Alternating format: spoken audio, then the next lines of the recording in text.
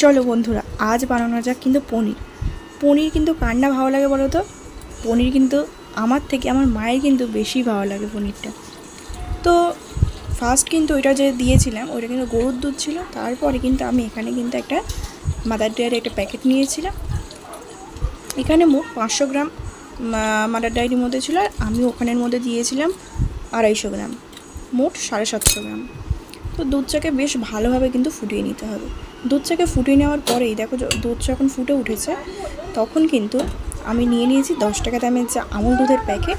সেই আমুল দুধের প্যাকেটের মধ্যে অল্প একটু দুধ দিয়ে ভালোভাবে ফাটিয়ে নিতে হবে। নিয়ে ওই দুধের মিশ্রণটাও কিন্তু গরম দুধের মধ্যে কিন্তু দিয়ে দিতে হবে। তো ভালোভাবে বন্ধুরা আমি ফাটিয়ে নিচ্ছি। তো এবারে ওই মিশ্রণটাকে ওর মধ্যে দিয়ে দিতে হবে। তো আমুল দুধটা দিলে কি হয় যে পনিরের যে একটা টেস্ট, তার টেস্টটা আরও দ্বিগুণ করে দেয়, আর খেতেও কিন্তু দারুণ টেস্টি হয়। তো আপনারা যেই প্রসেসে আমি বানাচ্ছি ফ্রেন্ড, সেই প্রসেসে আপনারা একবার বানিয়ে দেখবেন, আশা করব খুবই টেস্ট হবে। তো আমি কিন্তু বাড়িতে এইভাবেই পনির বাড়িতে বানাই। তো আমাদের কিন্তু পনির বাজার থেকে তেমন কিনে আনা হয় না। তো এই প্রসেসে আপনারাও বানাবেন, ভালো লাগবে। আর এইটা কি দিলাম বলো তো বন্ধুরা? এইটা কিন্তু আমি দিলাম ভিনিগার আমি দিয়েছি। এইখানে হচ্ছে 3 চামচ ভিনিগার দিয়েছি, আর তারপরে কিন্তু জল দিয়েছি। 3 চামচ ভিনিগারে আপনারা ইউজ করবেন 6 থেকে 7 চামচ জল ইউজ করবেন, ওই চামচেরই জল ইউজ করবেন। তো আমি এখানে ভিনিগার আর জলটাকে ভালোভাবে মিশিয়ে রেখে দিয়েছিলাম, ওইটা দিয়ে দিলাম ফুটন্ত দুধের মধ্যে। দিয়ে একটু ফুটে উঠতেই দেখুন ভালোভাবে যখন টকবক করে ফুটবে তখনই কিন্তু এটা দেবেন, তার আগে কিন্তু দেবেন না।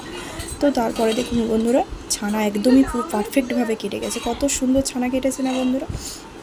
তো এই ছানাটাকে কী করতে হবে, ভালোভাবে কেটে গেছে, যখন ভালোভাবে কেটে যাবে তখন পুরোপুরিভাবে আরও সুন্দরভাবে করার জন্য কি করবেন, যেই কাপেরই আমি হচ্ছে এখানে ভিনিগার ইউজ করেছিলাম সেই কাপেরই 1 কাপ হচ্ছে আমি এখানে ঠান্ডা যে রুম টেম্পারেচার যে জল, সেই জল আমি ইউজ করেছি। তো তারপরে আমি একটা সুতির পাতলা কাপড় নিয়েছি। তো সুতির পাতলা কাপড়ের উপরে আমি কিন্তু এই পনিরটাকে কিন্তু ভালোভাবে ছেঁকে নেব। দেখুন আপনারা, আমি ফ্রেন্ড যেই প্রসেসে করলাম আপনারাও এই প্রসেসে করবেন, বাড়িতে বানাবেন, সবাই তাক মেরে যাবে, জাস্ট দারুণ হবে কিন্তু পনিরটা খেতে ফ্রেন্ড। তো ভালোভাবে এবারে ছেঁকে নেব। আর হ্যাঁ, একটা কথা বলে দিলাম, আমার হয়তো এখানে দেখানো হয়নি ফ্রেন্ড, আমি কিন্তু একদম যে ঠান্ডা যে জলটা, সেই ঠান্ডা জলটা দিয়ে পনিরটাকে পারলে একবার ধুয়ে নেবেন। যদি আপনাদের ঠান্ডা জল দিয়ে পনিরটাকে একবার ধুয়ে নেওয়ার চেষ্টা করবেন, যাতে পনিরটা কিন্তু খুব সফট হবে খেতে। তো এইটাই হলো আজকের ট্রিক্স। তো তারপরে কিন্তু পনিরটাকে বেশ ভালোভাবে আমি হচ্ছে রেখে দিয়েছিলাম প্রায় আধ ঘন্টার জন্য।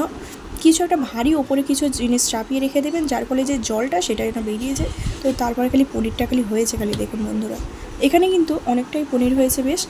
আর পনিরের কালারটা দেখেছেন বন্ধুরা, একদম পুরো সাদা, আর জাস্ট মানে দেখতেও যেমন সুন্দর হয়েছে, খেতেও নিশ্চয়ই সুন্দর হবে। তো আমি এখানে কিন্তু হলুদ আর নুন দুটো একসাথে দিয়ে দিলাম, আর অল্প কিন্তু দিয়ে দেবো সরিষার তেল, দিয়ে ভালোভাবে কিন্তু পনিরটা গায়ে মাখিয়ে নেব। পনিরটাকে এবারে ভালোভাবে দেখো ফ্রেন্ড মাখিয়ে নেব, এপিট ওপিট দুপিটি ভালোভাবে মাখিয়ে নেব এই সর্ষের তেল আর নুন হলুদ দিয়ে ভালোভাবে মাখিয়ে নেব। তার আগে হচ্ছে আমি কড়াটাকে বেশ ভালোভাবে কিন্তু গরম করে নিয়েছি ফ্রেন্ড।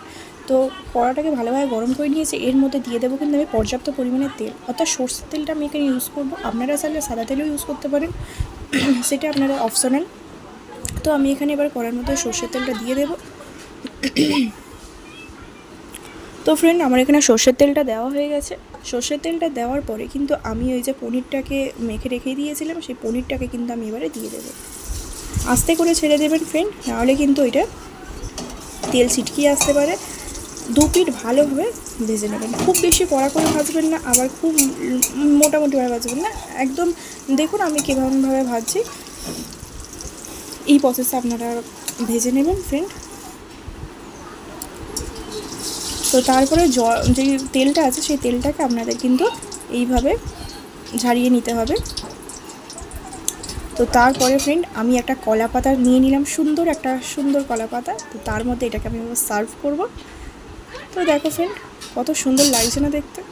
তো কলা পাতার মধ্যে আমি এটাকে নিয়ে নিলাম। এবারে চলো ফ্রেন্ড, আমি তোমাদেরকে দেখাই যে ভিতরটা কতটা সুন্দর, কতটা মজাদার হয়েছে।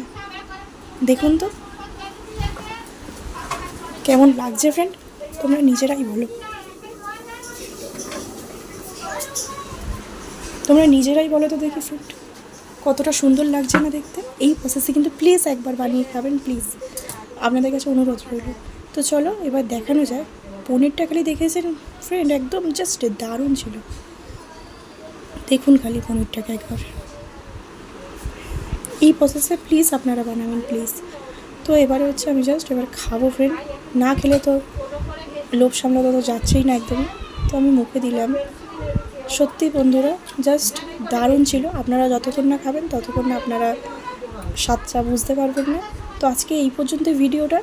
সবাই সুস্থ থাকবেন, ভালো থাকবেন, টাটা।